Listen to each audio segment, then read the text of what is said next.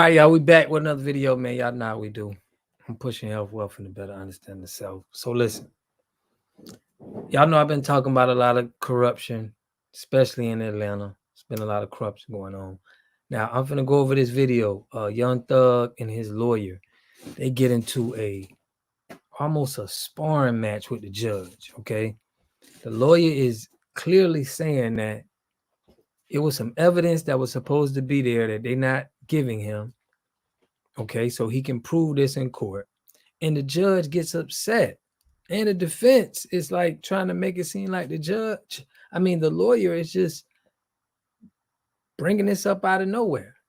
You know, and to us, we see this and we like, this is corruption at its best. But listen, before I explain all of this, I'm going to let y'all check it out and y'all tell me what y'all think. And I'm going to give you more commentary after this video, but check this video out, how they go in and with Young Thug. It's just crazy. It lets you know it's corruption here, but check it out. Out, Your Honor. He did it. There's a total of 28 times where he does something like that. Literally, he says, "Do you remember explaining that that what you were referring to is at the hospital, that the police were telling us to lie, put Thug in it when you talked to Detective Lewis?" Okay, but that's. So when he says, "Do you remember a thing that there's no evidence took place," he is asserting that one, it took place, and then asking the witness improperly in front of the jury. Did he ever talk to Detective Lewis? No. That's just what I'm telling you, Your Honor. And then Mr. Steele gets here and says to you all this stuff and still never shows you anything to suggest that Adrian Bean talked to Detective Lewis. Mr. Steele, you want to respond to that? Because that's critical to me.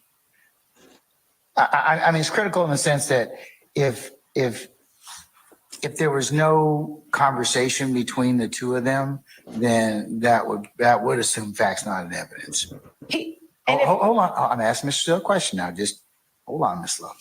Okay. Are you sick of having issues with your webinars, wasting tons of time on troubleshooting with attendees? If so, you need StreamYard on air. Hey, it's Dana from StreamYard. On the recording that you just heard at the beginning, the first couple of minutes, and I don't have the time in front of me, it was not shown on the screen. Mr. Bean said when he spoke with the detectives or the authorities, whatever his words are, at the hospital. That's what he says. Okay, but here's her beef. If you'd have said, "Who'd you talk to?" And he said, "I talked to the detective." Well, was it Detective Lewis? Was it Detective Quinn? Was it Detective whoever? What I think that the question assumes is he did in fact talk to Detective Lewis, and he didn't. I don't know if that's true. Well, I'm not conceding that. Well, I'm going to tell you that I haven't heard anything that would indicate that that's truth. Yeah, well, you have a good faith basis to ask that. You haven't heard anything of who he spoke with.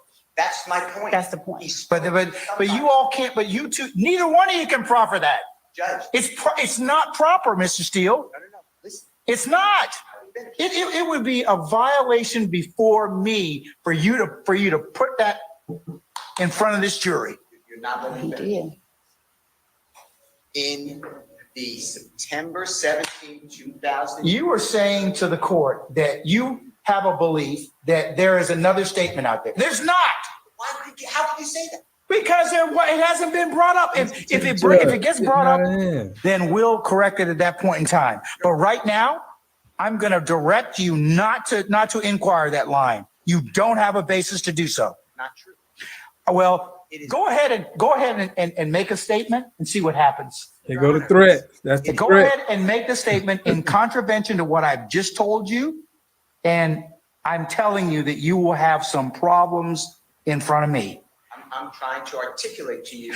You have told me everything. Now, if this don't seem like, I'm gonna let it play, but this just seems like the judge is on the defense side right off the bat without even listening to it. But check it out. At this point, You have told me that there's got to be a statement. Now, if you find the statement, I will, one, apologize to you. Two, I will take corrective action. That's probably not going to be nice to anybody. But at this point, there's nothing for me to do other than, if you don't have a good faith basis to do it, you can't ask the question. Honor, listen. There is a recording between Detective Quinn and Adrian Bean where Adrian Bean says, "I lied to your." But we don't know what he lied about. He says he lied about who he's talking about, the car. But we still don't know whether or not he had a conversation with Detective Lewis. And I made it clear. It's 10 years ago. But you said you had, in your conversation with Detective Lewis, that's what you proffer. I said, or any other detective or law enforcement. Read the transcript. I made it clear. I don't know. He doesn't remember names. He says it was Detective Quinn. Also on the recording on Sunday, January 22, 2023, Mr. Bean is the one who said this happened in the hospital. Your Honor, I'm the one complaining about I don't have the statement. I've been asking for it. This is Brady. Clearly there was a statement made. We don't, but we don't know if there's a statement. You're supposing there's a statement, okay? And there may be. And you know what I said? And you know what I said earlier? I said if there is Brady that's not disclosed, then that particular individual is going to have some problems with me. I told you that already. Or I have a lot of different remedies I can execute at that point in time. There has to be. That's why I gave you. But you can't intimate or otherwise cross over the line when you don't have the statement to back it up. Judge, I've been robbed of the statement. But we don't know where the statement is. If we find the statement or it comes up or in cross-examination, Quinn brings up they don't know where the statement is. Now, I'm going to interject this. The district attorney's office got $488,000 from the state for a gang prevention program that the Georgia Senate is now investigating and seeing where these funds went, that they took the funds. Okay. But they charging people with gang charges. But let's go. Let's continue. Hey, happen to have a statement right here in my massive file. And if he does, then of course I will revisit this particular subject again. I'm saying it's been deleted. It's been destroyed. We don't know. You don't know. We don't know what happened. We don't know what happened. We had the same issue that happened earlier in this trial about a statement. We don't know whether or not it was the hack or whether or not it's intentional. Now you can make whatever hay you want out of it. I mean, and the jury can decide for what they want to give it. But you cannot ask the question in its current form. You just can't. Your Honor, I'm not asking a question, but you have to understand the following, please. 6 days later, Detective Quinn and Adrian Bean are on recording where Adrian Bean tells Detective Quinn, I lied. About what? I lied. About what? Who was driving the car. He gets cut off. Detective Quinn says, yeah, tell me about it. Where's that statement? That's what I've been asking for. But that doesn't still give you the latitude at this point in time to ask that question. Now, I told you, if we find out from Quinn, and I'm telling the state that if I find out that the statement exists, there's going to be a lot of unhappy people. Well, what if you don't find out? Yeah, right. I still am entitled to. That's my whole point. Okay, but here's the thing. You've asked me for it. I've asked them. If it comes up later, or I find out it's sitting someplace that was in possession of the state, pursuant to case law and definition, then we'll have some problems. But you're asking when you have to find the statement for. I'm telling you the statement was made. It doesn't work that way, Mr. Steele. I'm sorry. It does work that way. No, it does not. Yes, it does. No, it doesn't. And you haven't presented any case law to tell me how to do that. And I'm telling you, as the judge presiding over this case, if you do that, it's misconduct. You hear I'm this? not doing anything. I'm telling you right now. I don't know what you're telling me. I'm not. I am telling you, you have no good faith basis at this point in time to ask that question right now, or to intimate that. I didn't ask any question. You are listening to the district attorney love. Right. You listening to the prosecution. That's I'm ready your to problem. cross-examine. I'm going to play the recording you just heard. This gentleman tells me on recording.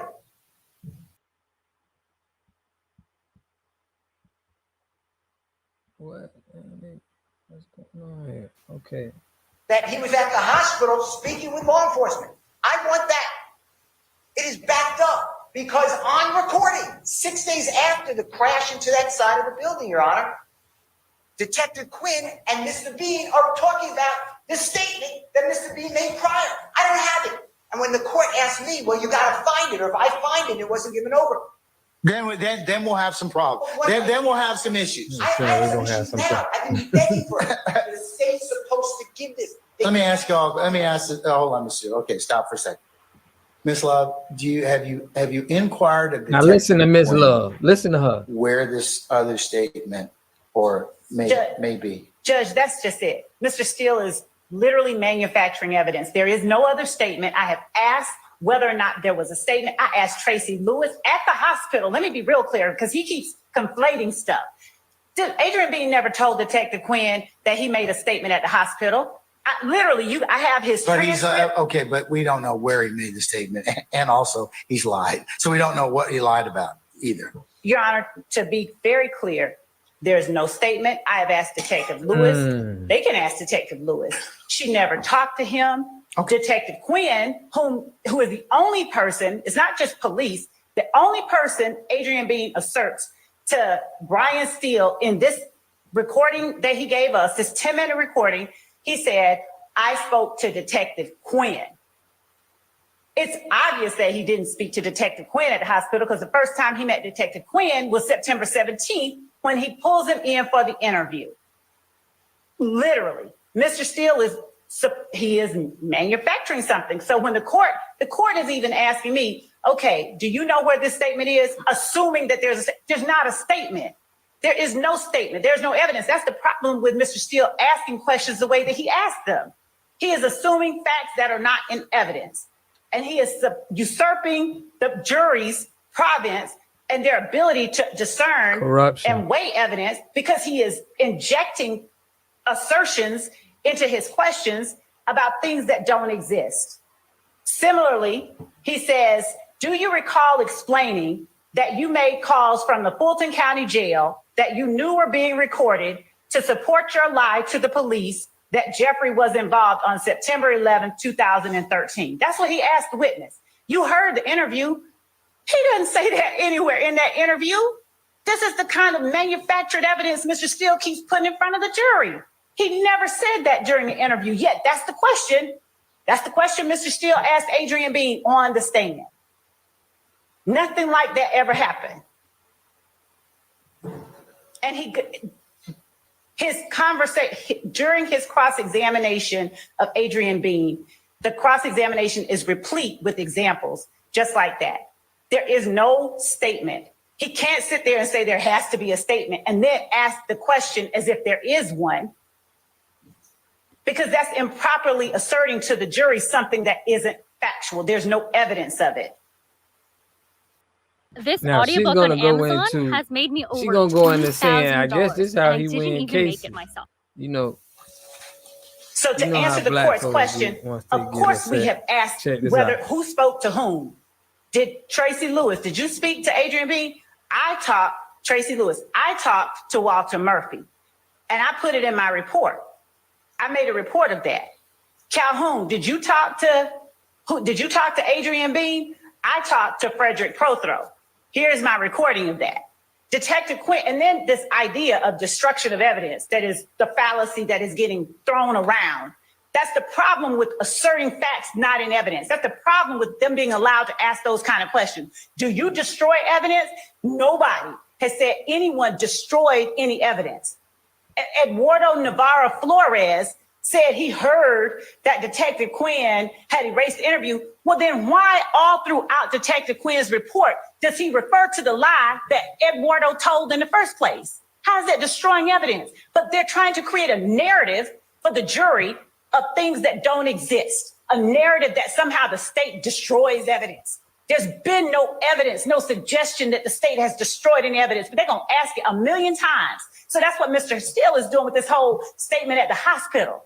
He's going to ask it a million times. So the jury's sitting there going, well, where is it? And then And in $100 says that he gets up there and says, they destroyed the statement from the hospital, knowing he has no evidence that one even exists with Detective Lewis, and certainly not Detective Quinn, who is the only person Adrian Bean tells Mr. Steele, at least in the portion of the recorded. So listen, this is how I feel about this, right? We've seen all of the corruption that Atlanta has been doing.